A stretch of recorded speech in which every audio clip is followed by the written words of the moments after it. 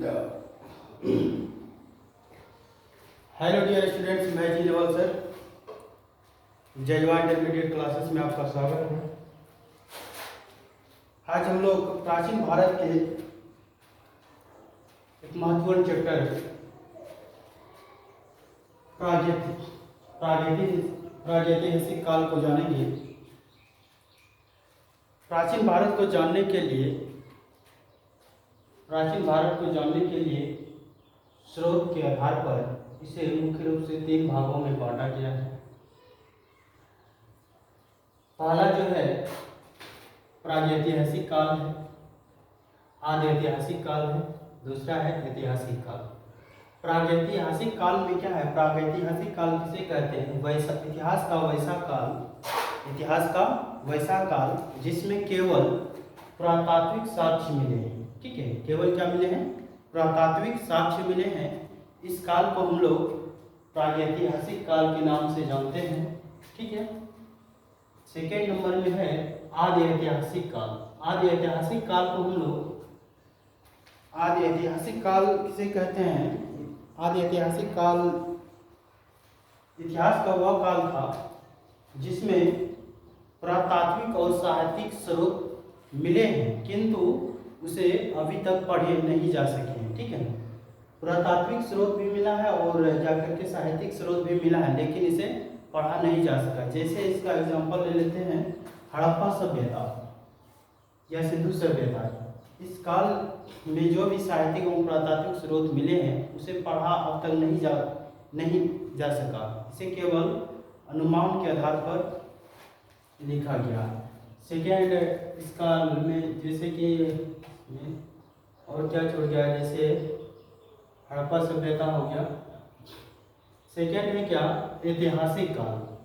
ऐतिहासिक काल इतिहास का वह काल है जिसके अंतर्गत पुरातात्विक और साहित्यिक दोनों स्रोत मिले हैं और पढ़े भी गए हैं। ठीक है ना। इसी के आधार पर इस काल को ऐतिहासिक काल के अंतर्गत रखा गया है। इस काल में जैसे वैदिक, इसका उदाहरण अगर लेते हैं वैदिक काल, इसमें वेदों की रचना हुई है। ठीक है, इसमें 4 वेदों की रचना हुई थी जो इस प्रकार थे: ऋग्वेद, यजुर्वेद, सामवेद और अथर्ववेद। ठीक है, और इसका एग्जांपल ले तो जैसे कि बौद्ध धर्म, जैन धर्म, मौर्य काल आदि से ऐतिहासिक काल से संबंधित है ये सभी। ठीक है, अब हम लोग आगे बढ़ते हैं। प्रागैतिहासिक काल को 1820 ईस्वी में जैगनेस थॉमसन ने इसे 3 भागों में बांट दिया था: पुरापाषाण काल, मध्यपाषाण काल और नवपाषाण काल। ठीक है, तो पुरापाषाण काल क्या होता है इसको जानते हैं। इतिहास का वह काल जिसमें पत्थर औजार के रूप में, पत्थर का अस्त्र शस्त्र के रूप में पत्थर का प्रयोग किया जाने लगा। इस काल को हम लोग पुरापाषाण काल के नाम से जानेंगे, स्टोन एज। ठीक है, फिर से सुनिए इसको। इतिहास का वह काल जिस काल में अस्त्र और शस्त्र के रूप में पत्थर का उपयोग किया जाने लगा था, उस काल को हम लोग क्या कहेंगे? पुरापाषाण काल कहेंगे। ठीक है, और एक है मध्यपाषाण काल। ठीक है, सेकेंड है नवपाषाण काल। आगे बढ़ते हैं हम लोग।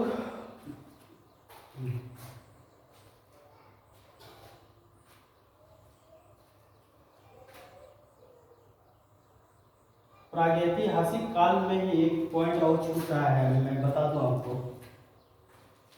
प्रागैतिहासिक काल को सर्वप्रथम प्रागैतिहासिक काल की सर्वप्रथम जानकारी रॉबर्ट ब्रूस फ्रूट ने दी। इसके अनुसार प्रागैतिहासिक काल को 3 एजों में रखा गया। एक था पुरापाषाण काल, एक था कांस्य युगीन काल, एक था लौह युगीन काल। पुरापाषाण काल में क्या हुआ था कि मतलब पत्थर के औजार अस्त्र शस्त्र के रूप में होने लगे थे। और कांस्य युग में क्या हुआ था? कांस्य युग में जो था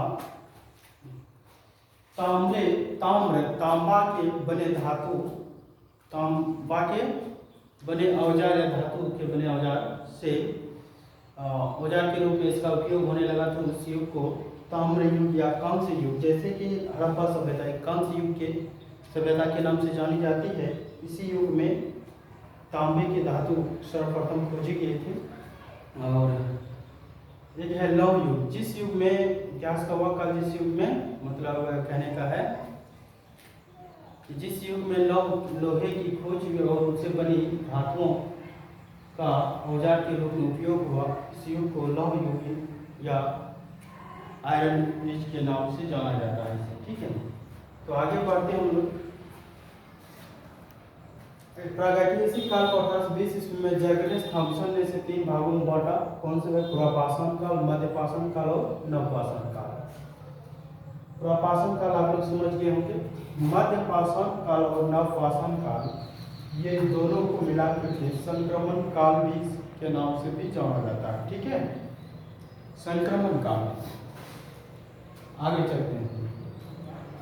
ये जो तीनों काल है कब से कब तक था, इसके बारे में हम जानते हैं थोड़ा सा। जैसे कि 25,000 ईस्वी पूर्व से 10,000 ईस्वी पूर्व के बीच को पुरापाषाण काल के अंतर्गत रखा गया है। पुरापाषाण काल का समय क्या है?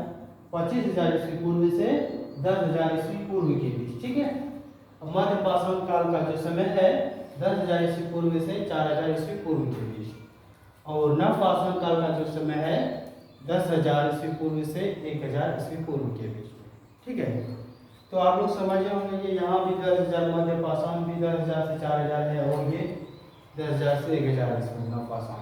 हुआ क्या कि इस समय जो कुछ क्षेत्र में धातुओं के जो उपयोग होने लगे कुछ धीमी गति से होने लगे, और कुछ क्षेत्र में कृषि का विकास सर्वप्रथम पहले होने लगे।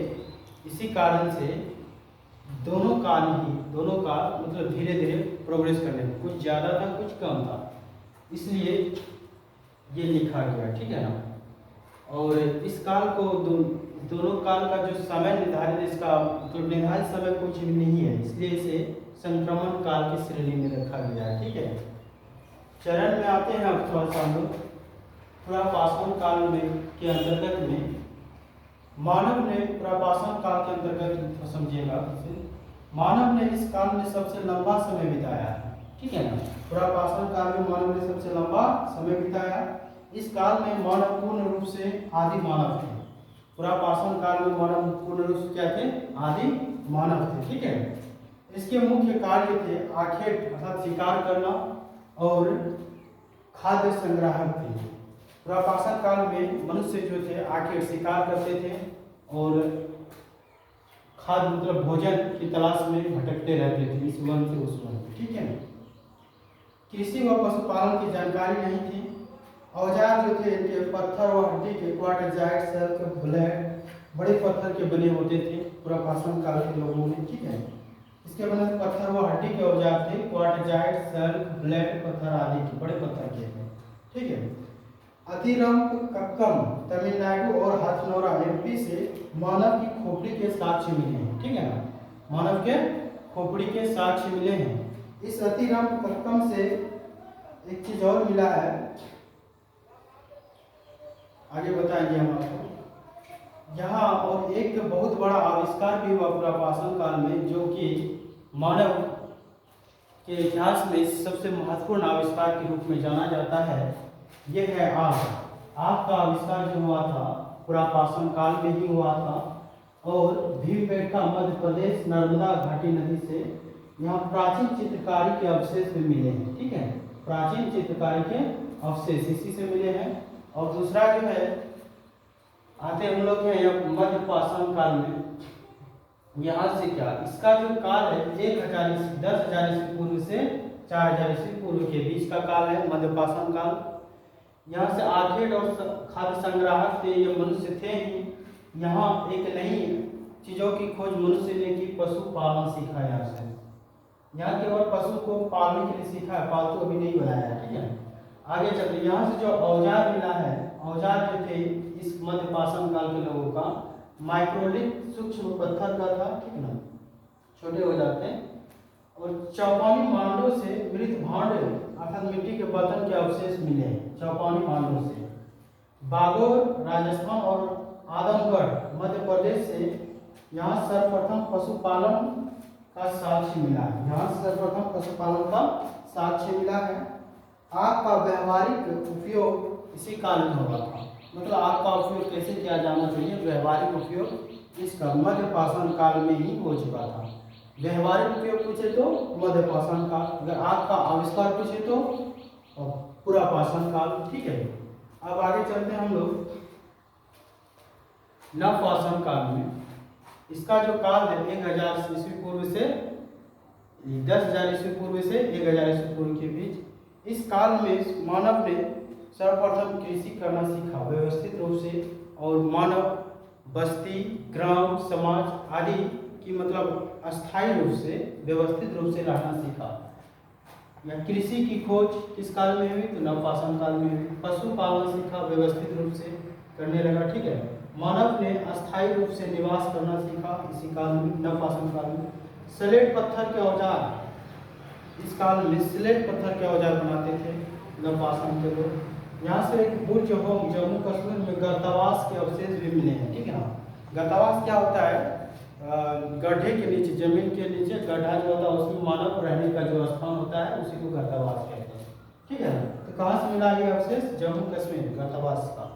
कोल्डी हवा यूपी से चावल के प्रथम साक्ष्य मिले हैं नवपाषाण काल में के अंतर्गत। ठीक है, और मेहरगढ़ बलूचिस्तान से कृषि का प्रथम साक्ष्य मिला है। ठीक है, नवपाषाण काल का कुछ अवशेष यहाँ है। जीवन को गति देने वाले एक महत्वपूर्ण खोज, पहिया की खोज जो हुई इसी नवपाषाण काल में ही हुई थी। इस काल में और मुख्य जो था, कब्र में मालिक के साथ कुत्ता को दफनाया जाता था। ठीक है ना, ये भी नवपाषाण काल में खोजी गई। ग्राम, बस्ती, समाज व कृषि तथा पशुपालन विधिवत रूप से इनकी पालन होने लगी, समाज में लोग रहने लगे गौ बना करके। तो ये सब नवपाषाण काल में ही हुआ। पालतू बनाया गया सर्वप्रथम कुत्ता को नवपाषाण काल में ही। भारत में पुरातात्विक विभाग के जनक जो थे अलेक्जेंडर कनिंघम थे। ये सब आप लोग जो है ना 1 से 2 बार बढ़िया से देखिएगा, याद हो जाएगा। ओके, इसे आप लोग देखिएगा 2 से 4 बार कंप्लीट हो जाएगा, इसमें ज़्यादा कुछ नहीं है। ठीक है।